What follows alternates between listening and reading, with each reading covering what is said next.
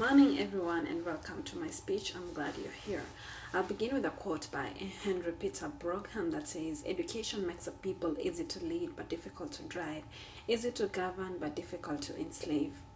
Most of you will agree with me that education has liberated you in so many ways. For this reason, I'm here to talk to you about the Global Education Fund, which is a non-profit organization whose mission is to improve the lives of children living in poverty through education. Most of my research about the Global Education Fund comes from internet sources and more especially their website www.globaleducationfund.org, and this was last updated on March 16th, 2016. I hope that at the end of my speech you'll be able to make a decision to contribute to GEF in order to support education of these young children.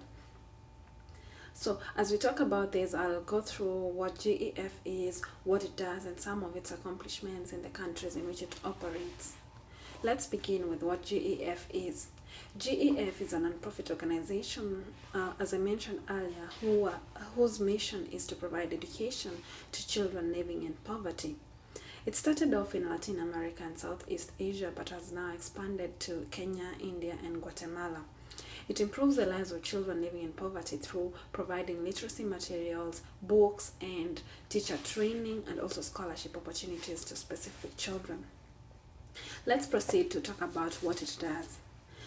GEF believes that education is a true pathway out of poverty. So what it does, it identifies potential partners with sustainable solutions and works with these partners together with the community to implement these solutions.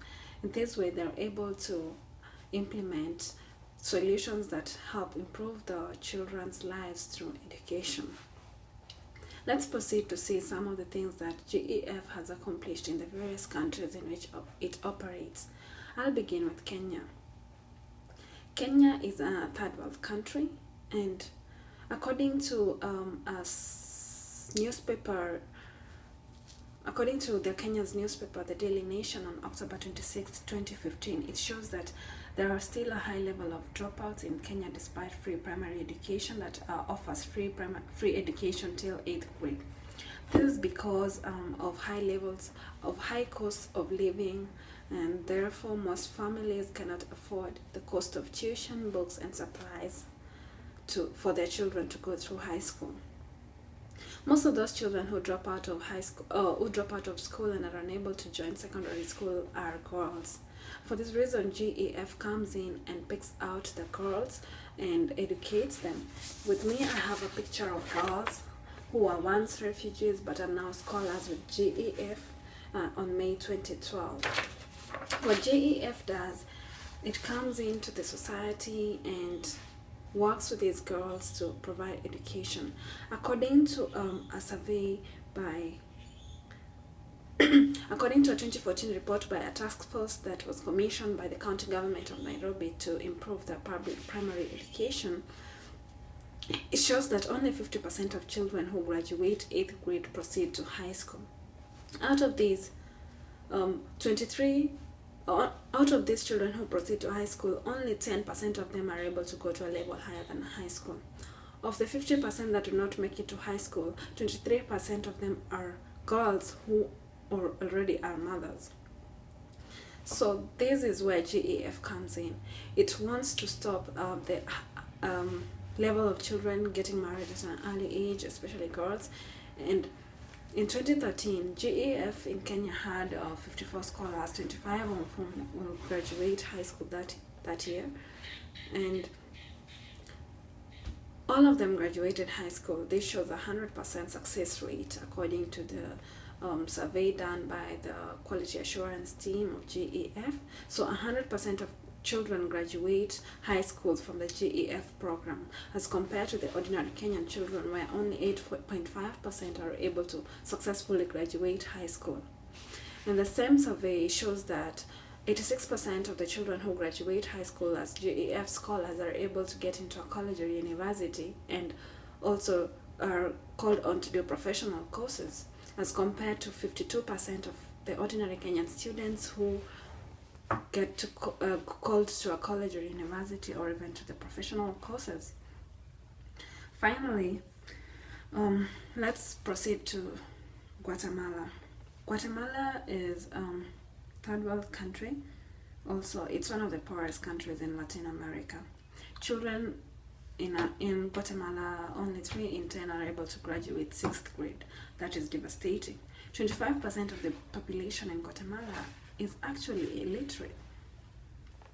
In India, India has a similar situation, and despite being a fast-paced developing country, 90% of children from poor families in India still remain illiterate even after going to school till graduating 6th grade. This is sickening, and most of this is because of high level of teacher absenteeism in China and in India. Sorry.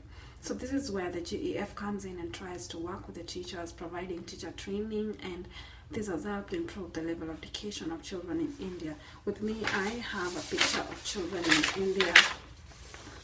So these are children studying in India.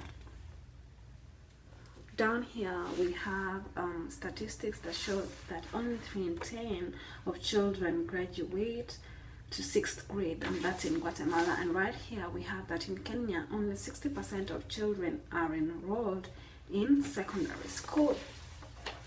So next I will proceed to talk about the accomplishments or the impacts of GEF in all these countries. First, GEF has benefited over 6,300 students in 22 countries through books, literacy materials, and teacher training, also scholarship opportunities. Next, it has also established over 75 libraries in orphanage homes, communities, and schools.